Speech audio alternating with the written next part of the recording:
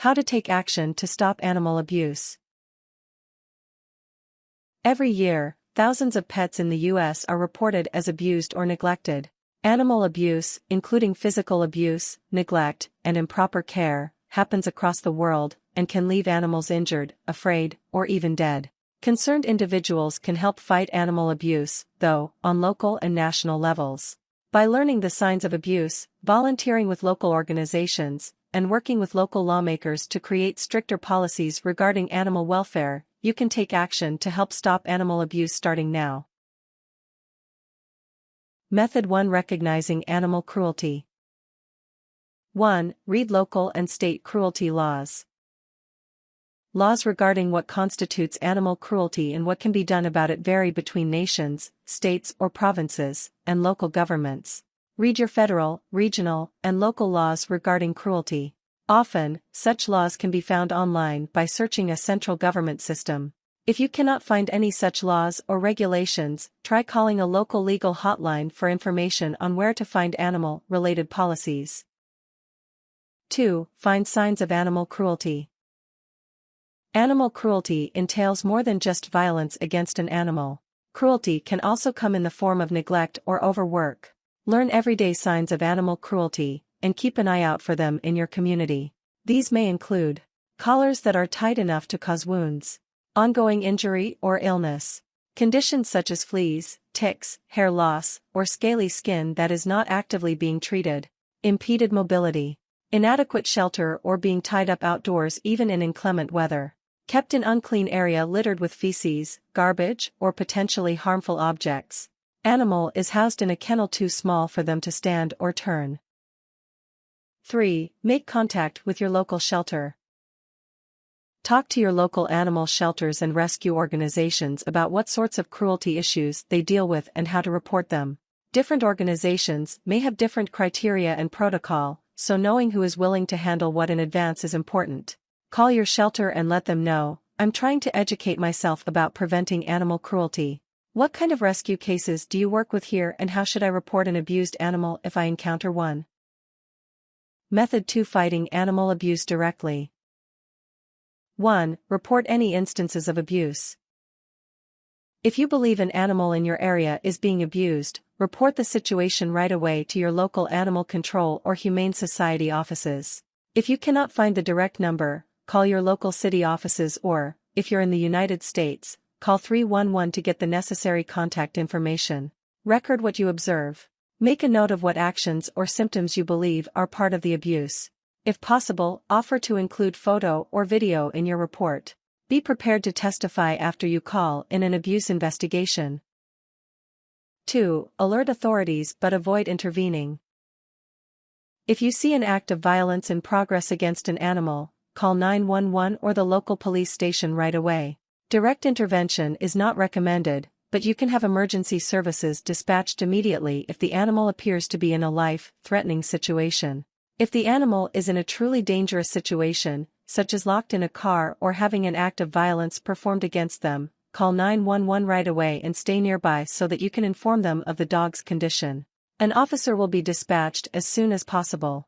If the animal still needs help but is not in an immediately threatening situation, such as being chained up outside or with a skin condition that is not being treated, report the matter to animal control as soon as possible. 3. Organize campaigns to inform others. Speakers from humane societies and rescue agencies are generally eager to speak to the public about animal abuse and proper animal care. Call your local humane organization to have a speaker come in and talk about the issues. They often speak and provide literature to church groups, offices or teams of co-workers, school groups, social clubs, campus organizations, groups of concerned private citizens such as a neighborhood watch organization. 4. Volunteer with a rescue or shelter. Rescues and shelters are often understaffed and underfunded, and depend heavily on volunteers to ensure that they can provide for the rescue animals. Contact your local shelter or humane organization to ask them about volunteering. Call the organization directly and let them know, "I'm interested in volunteering with you. How can I get more information about getting started?" Be prepared to provide them with your availability when you call. Be flexible regarding what you are willing to do. Volunteers will do everything from playing with the animals to cleaning up kennels and play yards. This is all necessary work to keep the animals happy and healthy. Try to keep a consistent volunteer schedule. You don't have to work too many hours, but show up for the ones you say you will work. This is necessary for the shelter to function smoothly. 5. Teach children to respect animals. If you have children or if you work with children, work to teach them respect toward living things. Helping to foster a more mindful future is one of the best hopes for stopping animal abuse long-term. Teach children by example. Use kind tones and compassionate words toward your pets and other animals, rather than telling them to shut up, or saying other things a child would perceive as hurtful. Practice non-violence with small animals from insects to rodents when they find their way into the home. Relocate them without killing or seriously hurting them. Bring your child with you for volunteer shifts at local shelters. Include books and movies in your child's entertainment that show kindness and positivity toward animals. Method 3. Creating change in your community. 1. Call or write your local representatives. New measures are put forward and laws made because people let their representatives know what issues matter to them. Call or write offices for local representatives, such as senators and congresspersons in the U.S., to let them know you want to see stricter regulations regarding animal abuse. You can find a number of petitions as well as sample letters and phone scripts online to help you organize your thoughts and make a powerful statement. 2. Schedule a meeting with local legislators. Set up a meeting for just you and one or two other concerned citizens to talk with a local legislator.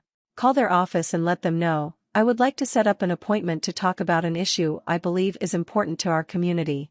Keep the group you bring small. This keeps meetings more directed and on track.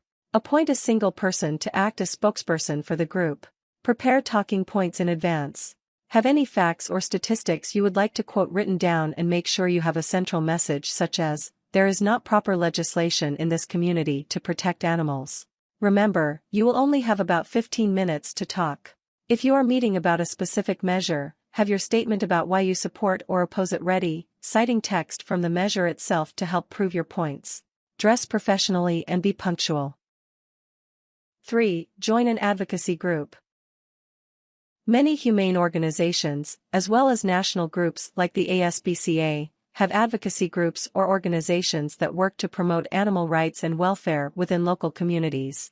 Search online or call your local humane society to find about advocacy opportunities. Join local groups to get information that is tailored to your state or local area. Keep your contact information up to date so that the organization is able to easily get in touch with you. 4. Go vote. When animal rights or animal cruelty measures come up during local and state elections, it is imperative that you go vote in support of animal rights and rehabilitation. Check with your state or county offices to see if you are registered to vote, and if not, register immediately.